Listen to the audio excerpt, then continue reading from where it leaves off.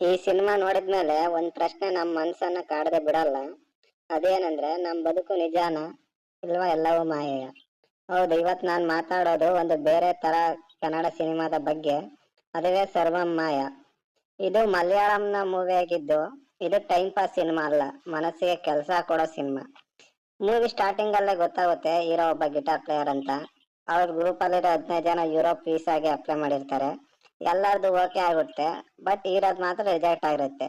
Visa reject ಆಗಿರೋ feeling ಅಲ್ಲೇ ಸ್ವಲ್ಪ ಫ್ರೆಶ್ ಆಗೋಕೆ ಅವನ ಊರಿಗೆ ರಿಟರ್ನ್ ಬರ್ತಾನೆ. ಇಲ್ಲಿ ಹೀರೋಗೂ ಅವ್ರ ಅಪ್ಪಂಗೂ ಅಷ್ಟೊಂದು ಮಾತುಕತೆ ಇರಲ್ಲ, ಬಟ್ ಹೀರೋ ಅವ್ರ ದೊಡ್ಡಪ್ಪನ ಜೊತೆ ಕ್ಲೋಸ್ ಆಗಿರ್ತಾನೆ. ಹೀರೋಗೆ ಒಬ್ಬ ಫ್ರೆಂಡ್ ಇರ್ತಾನೆ, ಅವನ ಹೆಸರೇ ರೂಪೆ ಅಂತ. ರೂಪೆ ಏನ್ ಕೆಲಸ ಮಾಡ್ತಿರ್ತಾನೆ ಅಂದ್ರೆ ಮದ್ವೆ ಹೋಮ ಮತ್ತೆ ಇನ್ನೂ ಕೆಲವೇ ಪೂಜೆ ಮಾಡ್ಕೊಂಡಿರ್ತಾನೆ. ಇತ್ತ ಹೀರೋ ಖರ್ಚಿಗೆ ಕಾಸು ಇಲ್ದೆ ಪರದಾಡ್ತಾ ಇರ್ತಾನೆ. ಹೀರೋ ಫ್ರೆಂಡ್ ರೂಪೆ ಹತ್ರ ಕೇಳ್ತಾನೆ ಯಾವ್ದಾದ್ರು ಕೆಲಸ ಇದ್ರೆ ಹೇಳು ಅಂತ. ಆಗ ರೂಪೆ ಹೇಳ್ತಾನೆ, ಹೀರೋಗೆ ಹೆಂಗು ಸ್ವಲ್ಪ ಮಂತ್ರ ವೇದ ಎಲ್ಲ ಬರ್ತಿರೋದ್ರಿಂದ ನನ್ನ ಹತ್ರ ಅಸಿಸ್ಟೆಂಟ್ ಆಗಿರೋ ಅಂತ ಹೇಳ್ತಾನೆ. ಹೀಗೆ ಹೋಗ್ತಾ ಸಡನ್ ಆಗಿ ರೂಪೆಗೆ ಕತ್ತು ನೋವಾಗಿ ಯಾವುದೇ ಪೂಜೆಗೂ ಹೋಗದೆ ಇರೋ ಹಾಗೆ ಆಗುತ್ತೆ. ಇನ್ನೊಂದ್ ಕಡೆ ಹೀರೋನೇ ಎಲ್ಲ ಪ್ರೋಗ್ರಾಮ್ ಅಟೆಂಡ್ ಮಾಡಿ ಅದರಲ್ಲಿ ರೂಪೆಗೂ ಭಾಗ ಕೊಡ್ಬೇಕಾಗಿರುತ್ತೆ. ಸಡನ್ ಆಗಿ ವಿರಾಟ್ ತ್ರಿವೇದಿ ಅನ್ನೋ ದೊಡ್ಡ ಮ್ಯೂಸಿಕ್ ಡೈರೆಕ್ಟ್ರು ಒಂದ್ ಮೂವಿಗಾಗಿ ಗಿಟಾರ್ ಪ್ಲೇಯರ್ನ ಹುಡುಕ್ತಾ ಇರ್ತಾನೆ. ಸಡನ್ ಆಗಿ ರೂಪೆ ಕಾಲ್ ಮಾಡಿ ಇವತ್ ಸಂಜೆ ಒಂದ್ ಪೂಜೆ ಇದೆ, ಯಾವ್ದೋ ಅಡ್ವೊಕೇಟ್ ಮಗನಿಗೆ ಪ್ರೇತ ಹಿಡ್ದಿದೆ ಅಂತ ಹೇಳ್ತಾನೆ. ಹೀರೋ ಅಡ್ವೊಕೇಟ್ ಮನೆಗೆ ಹೋಗ್ತಾನೆ. ಪೂಜೆ ಮಾಡಕ್ ಎಲ್ಲ ರೆಡಿ ಮಾಡ್ಕೋತಾನೆ. ಇನ್ನು ಪೂಜೆ ಕಂಪ್ಲೀಟೇ ಆಗಿರಲ್ಲ, ಆಲೇ ಅಡ್ವೊಕೇಟ್ ಮಗನಿಗೆ ಹಿಡ್ದಿರೋ ಭೂತ ಬಿಟ್ಟೋಗ್ಬಿಟ್ಟಿರುತ್ತೆ.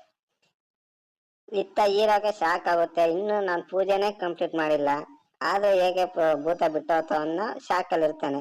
ಸರಿ ಮನೆಗ್ ಬರ್ತಾನೆ, ಯೋಚನೆ ಮಾಡ್ತಾ ಮಲಗ್ತಾನೆ. ಮಾರ್ನಿಂಗ್ ತುಂಬಾ ಅನ್ಯೂಶುವಲ್ ಆಕ್ಟಿವಿಟೀಸ್ ನಡೀತವೆ. ಅವನ್ ಫೋನ್ ನ ಯಾರೋ ಯೂಸ್ ಮಾಡಿರೋ ಹಾಗೆ, ಅವನ್ ಫೋನ್ ನಲ್ಲಿ ಬಟ್ಟೆ ಆರ್ಡರ್ ಮಾಡಿರೋ ಹಾಗೆ, ಯಾವ್ಯಾವೋ ಆಪ್ ಇನ್ಸ್ಟಾಲ್ ಮಾಡಿರೋ ಹಾಗೆಲ್ಲ ನಡೀತವೆ. ಕೊನೆಗೆ ಅವನ್ಗೆ ಗೊತ್ತಾಗುತ್ತೆ ಇದು ಅಡ್ವೊಕೇಟ್ ಮಗನಿಗೆ ಹಿಡಿದಿದ್ದ ಭೂತ ಇತ್ತಲ್ಲ ಅದೇ ಹೀಗೆ ಮಾಡ್ತಿರೋದಂತ. ಸರಿ ಹಿಂಗೆ ನಡೀತಾ ಇರುತ್ತೆ. ಸ್ವಲ್ಪ ದಿವಸ ಆದ್ಮೇಲೆ ಆ ಗೋಸ್ಟ್ ಮತ್ತೆ ಈ ಹೀರೋ ಇರ್ತಾವಲ್ಲ ಫ್ರೆಂಡ್ಸ್ ಆಗ್ತಾರೆ. ಕೆಲವೊಂದ್ ಟೈಮಲ್ಲಿ ಗೋಸ್ಟ್ ಹೀರೋಗೆ ಹೆಲ್ಪ್ ಮಾಡ್ತಿರ್ತದೆ. ಹೀಗೆ ಕತೆ ಸಾಕ್ತಾ ಇಬ್ರಿಗೂ ಲವ್ ಆಗುತ್ತೆ.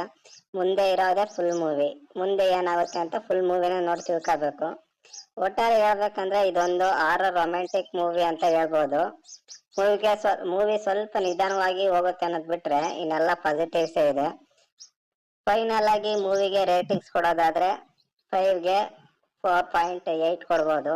2 ಮಾರ್ಕ್ಸ್ ಏನ್ ಕಟ್ ಮಾಡಿದೀವಿ ಅಂದ್ರೆ ಸ್ವಲ್ಪ ನಿಧಾನಕ್ಕೆ ಹೋಗೋದ್ರಿಂದ ಇನ್ನೂ ಸ್ವಲ್ಪ ಫಾಸ್ಟ್ ಆಗಿರ್ಬೋದಾಗಿತ್ತು ಅಂತ. ಇನ್ನು ಮೂವಿ ಕಲೆಕ್ಷನ್ ಬಂದ್ರೆ ಮೂವಿಗ್ ಬಜೆಟ್ ಹಾಕಿದ್ದು 30 ಕೋಟಿ ಬಜೆಟ್ ಹಾಕಿದ್ರು. ಇನ್ನು ವರ್ಲ್ಡ್ ವೈಡ್ ಕಲೆಕ್ಷನ್ 149 ಕೋಟಿ ಕಲೆಕ್ಷನ್ ಮಾಡಿದೆ. ಮೂವಿ ನಿಮ್ಗೆ ಏನ್ ಅನ್ನಿಸ್ತು ಕಮೆಂಟ್ ಸೆಕ್ಷನ್ ಅಲ್ಲಿ ಮೆನ್ಷನ್ ಮಾಡಿ.